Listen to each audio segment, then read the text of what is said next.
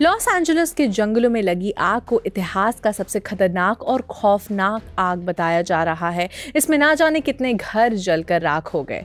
ऐसे में इस आग को पूरी तरह से अभी तक बुझाया नहीं गया है, लेकिन इस आग से जो फाइनेंशियल लॉस हुआ है उसका एक एस्टिमेट सामने आया है जो आपको चौंका देगा। चलिए एक नज़र डालते हैं लॉस एंजलिस के वाइल्ड फायर से हुए फाइनेंशियल लॉस की।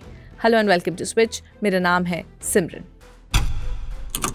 लॉस एंजलिस में लगी आग को अब तक का सबसे बड़ा भयानक और विनाशकारी आग बताया जा रहा है और अनुमान है कि ये यूएस के इतिहास की सबसे महंगी आग हो सकती है। एक्यूवेदर के प्रिलिमिनरी असेसमेंट्स के मुताबिक कुल आर्थिक नुकसान $135 बिलियन से लेकर $150 बिलियन तक हो सकता है। ये रकम property destruction, business interruptions, health care cost and extensive infrastructure damages को शामिल करती है। वेल्स फार्गो सिक्योरिटीज के फाइनेंशियल एनालिस्ट के अनुसार बीमा कंपनियों को $30 बिलियन तक का नुकसान हो सकता है, जो $20 बिलियन से लेकर $40 बिलियन तक हो सकता है। ये पहले के रिकॉर्ड्स को तोड़ते हुए इन वाइल्ड फायर्स को कैलिफोर्निया के इतिहास की सबसे फाइनेंशियली डिवास्टेटिंग फॉरेस्ट फायर्स में से एक बनाता है।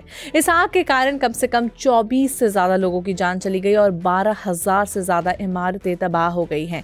इसके अलावा हज़ारों लोगों को अपने घरों से निकलना पड़ा और इमरजेंसी रिस्पॉन्स सोर्सेज पर भारी दबाव पड़ा है। इस आग के चलते कई हॉलीवुड सेलिब्रिटीज़ के घर भी जलकर राख हो गए।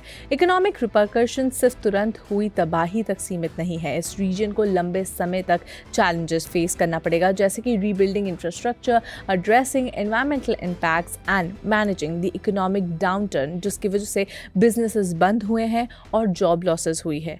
जैसे मैलिबू और सांता मोनिका जैसे रीजन्स में हाई हाउसिंग कॉस्ट होने के कारण इस एरिया में रहने वाले लोगों पर फाइनेंशियल स्ट्रेन का दबाव सबसे ज़्यादा पड़ा है। आपको बता दें, इस डिजास्टर के बाद प्रेसिडेंट जो बाइडेन ने 500 यूएस मरीन्स को रेस्क्यू ऑपरेशंस में मदद देने के लिए भेजा है और विक्टिम्स को तुरंत आर्थिक मदद देने का वादा किया है।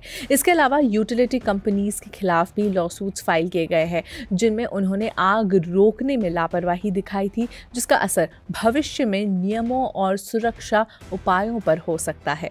जब रिकवरी की कार्यवाही शुरू होगी तो ध्यान रीबिल्डिंग पर होगा, सेवाओं को पुनः स्थापित करने पर होगा और फ्यूचर में ऐसे डिजास्टर्स ना हो सके, इन संभावनाओं को रोकने के लिए कदम उठाए जाएंगे। ये फाइनेंशियल लॉस प्राकृतिक आपदाओं के बढ़ते हुए फ्रीक्वेंसी और घटनाओं को देखते हुए ऐसे डिजास्टर्स को रोकने के लिए एक कॉम्प्रिहेंसिव स्ट्रैटेजिक प्लानिंग की नीड पर फोकस करता है। आग बुझाने के लिए अमेरिका अब पानी की जगह एक पिंक रिटार्डेंट का इस्तेमाल कर रहा है।